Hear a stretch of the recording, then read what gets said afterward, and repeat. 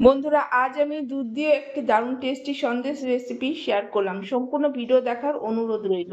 আমি এবার প্রথমে নিয়ে নিচ্ছি আমুল দুধ হাফ কেজি। আমি এবার কড়াইয়ে দিয়ে দেব এবং এই দুধটা দিয়ে এই সন্দেশটা আমি বানিয়ে নেব। দুধটাকে এবার অনবরত জ্বালাতে থাকবো। দুধটা ভালোভাবে জ্বালাতে হবে এবং দুধটাকে এইভাবে শুকিয়ে নিতে হবে।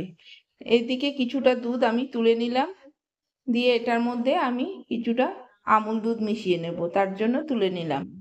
দুধটার মধ্যে নিয়ে নিলাম আমি 10 টাকার প্যাকেটের আমুল দুধ দিয়ে দিলাম, দিয়ে ভালো করে গুলে নিয়ে এবার এই দুধের সাথে মিশিয়ে নিতে হবে আমুল দুধটাকে।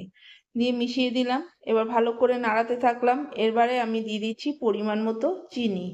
খুবই টেস্টি হয় এই সন্দেশটা, এরকম ভাবে বানিয়ে খেয়ে দেখুন কতটা ভালো লাগে। চিনিটা দিয়ে কিছুক্ষণ নাড়াচাড়া করে এরপরে আমি 1 চামচ কর্নফ্লাওয়ার দিয়ে দিলাম। কর্নফ্লাওয়ার দিয়ে দিলে দুধটা খুব তাড়াতাড়ি ঘন হয়ে যাবে এবং খেতেও খুব টেস্টি হয়। কর্নফ্লাওয়ার দিয়ে দুধটাকে অনবরত নাড়তে থাকছি এবং শুকাতে থাকছি। দেখুন দুধটা কতটাই ঘন হয়ে এসছে।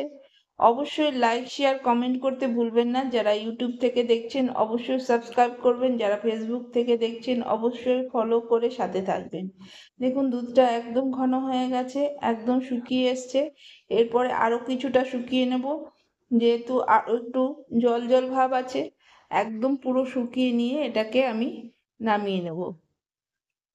এরকমভাবে সন্দেশ আপনারা বানিয়ে রেখে দিতে পারেন, অনেক দিন পর্যন্ত থাকবে, খেতে দারুণ লাগে। দেখুন নামিয়ে নিলাম।